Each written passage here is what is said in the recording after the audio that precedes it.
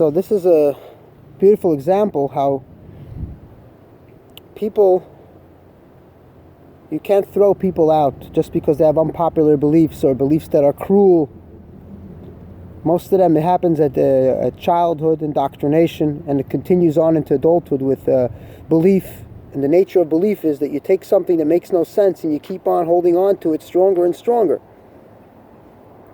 So in the case of Rabbi Levin, you see the humanity of Leah Ferster. She saw him, she said, Rabbi Levin. She called out to him like, you're a person, you're loved.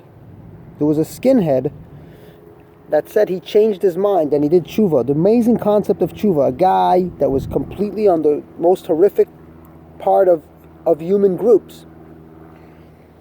And he said, how did he change? Because the Jews in this place where he lived, in somewhere in America, they didn't talk to him about the politics and about it. They asked him about his personal life. They said, how are you? How are you doing? What are you suffering from? So there's another very nice girl that immediately she saw a video of Rabbi Levin making jokes about Purim, and she said, how's he doing? My mother asked about him. How's his health? How's his condition? So when Flatbush Girl was rating on Rabbi Levin, for example, I realized right away it's a man and he's suffering, even if it's intellectually, also bodily. He's older.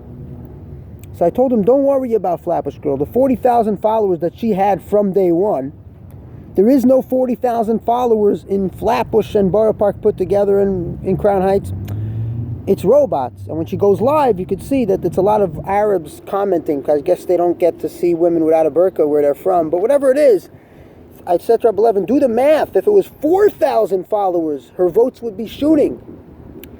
And she mentions it a lot of times, which is dishonest. She could have said, listen, it's an account that has whatever, but they're not active, and whatever. The main thing is that the daily people who watch the daily stories, who I know, I can attest to, but I don't know who the 40,000 followers are. But no, she used it to play with the public. Now, who are the 40,000 followers? Are they in Manhattan? Where are they? Where do they exist? Is it half that? Is it a quarter? Is it 10%? How much are you willing to admit? So, and the reason I mention this is because she got upset at me. I was telling Rabbi Levin to Baruch Zich, and he mamish loved me, even though I'm the ultimate apikairis. He immediately liked me, and he saw I'm trying, and I did it for one reason. It's not good for his health, and he's a human being. And the only thing we need to worry about is that these people, A, don't influence our kids, and don't get into public office and don't have power. But stomp to play with them and to make fun of them, first of all, it's not going to make them do tshuva. They're just going to feel persecuted and feel holier.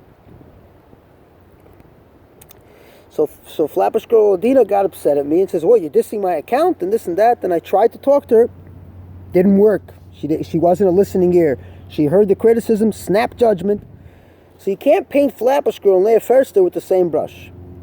Because Leah she talked to the humanity of Rabbi Levin, just like the Jews over there in the Midwest.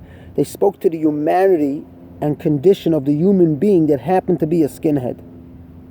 And that's how we came to this concept of tshuva, which is a phenomenal thing. It's not even religious. It's about changing from cruel to good.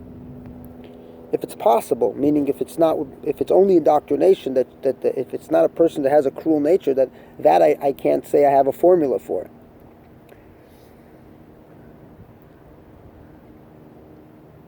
So I tried to baruch him, and he loved me for that. And it was so easy. I explained to him the mathematics are impossible. 40,000 baruch, there's no 40,000 followers. She's only speaking to like-minded people who always existed in the community. The days of Avigdor Miller, when he was speaking and disrespecting women, there were always these women who couldn't give a hoot. They would get married, have a bar mitzvah. They had the rebbes with big white socks and shteimels that would give their sons a bracha. They had everything that they needed. Look at Simi Adar, I think. When she's a wonderful woman, she's a free spirit, and when she needs to meet a rebbe because her son's bar mitzvah and this and that, they have everything lined up. You think they're going to go take the wrong alleyway in Flatbush or Borough Park? So I told him, look, she's only speaking to the shayla is she converting people, and I believed in her because I thought she's pro-education, and shirul of shir chadash, Found out it's not, because she's looking for the votes. This is what I get, but I'm not chas v'shalom, I don't put her down, because I don't know, I never had a conversation with her, so I can't be 100% sure. We never spoke. She wasn't available, but they never finished. I tried to tell her my side. I told her it's nothing about you. Whatever I said to Rabbi Levin is for Rabbi Levin himself. I never announced to the public that you have a bunch of robots and a fake Instagram high number of followers. It's a fake front. Never said that. I just spoke to Rabbi Levin himself, telling him that, and maybe it was in my private group, that don't worry. And don't worry, and the best part that I told Rabbi Levin is stop fighting with the gays, with all these people. Just do more Torah and mitzvahs. And he bought that, because that's what we want. We want him out of politics. We want him, and we want him not to influence the kids, or at least make a lot of noise and disturb kids, because kids are already getting the best education from their parents. But I said, you just more Torah, more mitzvahs, rap tefillin, more rap, more tefillin, add time to Shabbos. Anyway, enjoy. Thank you for watching.